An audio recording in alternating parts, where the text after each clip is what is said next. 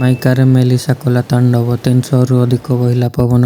ପ୍ରକୃତିର ବିଭୀଷିକାକୁ ଭୟ ନ କରି ଆମେରିକା ବାୟୁସେନାର ଜଣେ କର୍ମଚାରୀ ଭୟଙ୍କର କାଟାଗୋରୀ 5ରେ ସାମୁଦ୍ରିକ ଘୂର୍ଣ୍ଣିବାତ୍ୟା ମେଲିସାର ଆଖି ଆଇ ବୋଲି ଯାହାକୁ କୁହାଯାଏ ସାହସିକତାର ସହିତ ଯାତ୍ରା କରିଥିଲେ। ଏହାର ଲୋମହର୍ଷଣକାରୀ ଫୁଟେଜ ଝଡ଼ର ଷ୍ଟାଡିୟମ ଇଫେକ୍ଟକୁ କଏଦ କରିଥିଲା। ହରିକେନ ହଣ୍ଟର ଭାବରେ ଜଣାଶୁଣା କ୍ରୁ ଜଣକ ମଙ୍ଗଳବାର ଜାମାଇକାରେ ସ୍ଥଳଭାଗ ଛୁଇଁବାକୁ ଥିବା ଝଡ଼ର ଆଇରେ ଉଡ଼ିଥିଲେ। 1851 ମସିହାରେ ରେକର୍ଡ ରଖିବା ଆରମ୍ଭ ହେବା ପରଠାରୁ ଦ୍ୱୀପକୁ ଧକ୍କା ଦେଇଥିବା ସବୁଠାରୁ ଶକ୍ତିଶାଳୀ ଝଡ଼ ଥିଲା। ଆଟଲାଣ୍ଟିକ ଇତିହାସରେ ସବୁଠାରୁ ଶକ୍ତିଶାଳୀ ମହାବାତ୍ୟା ମେଲିସା ବୋଲି କୁହାଯାଉଛି।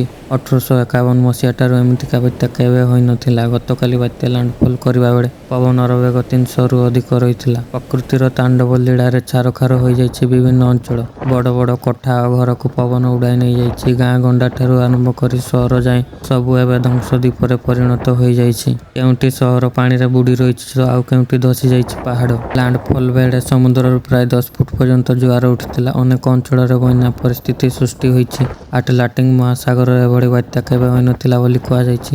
ମେଲିସାର ତାଣ୍ଡବ ଦେଖିବା ପରେ ଏହାକୁ କ୍ୟାଟେଗୋରୀ 5ରେ ରଖାଯାଇଛି। 1999 ମହାବାତ୍ୟାଠାରୁ ବି ଅଧିକ କ୍ଷତି ହୋଇଛି। ଆମେରିକା ବାୟୁସେନାର ହରିକେନ ହଣ୍ଟର ଟିମ୍ XC-130 ହରକୁଲେସ୍ ବିମାନକୁ ନେଇ ମହାବାତ୍ୟାର ଆଖି ବା ସାଇକ୍ଲୋନ ଆଇ ଯାହାକୁ କୁହାଯାଏ ତା ଭିତରେ ପଶି ତାହାର ଫଟୋ ଓ ଭିଡ଼ିଓ ରେକର୍ଡ କରିଛନ୍ତି।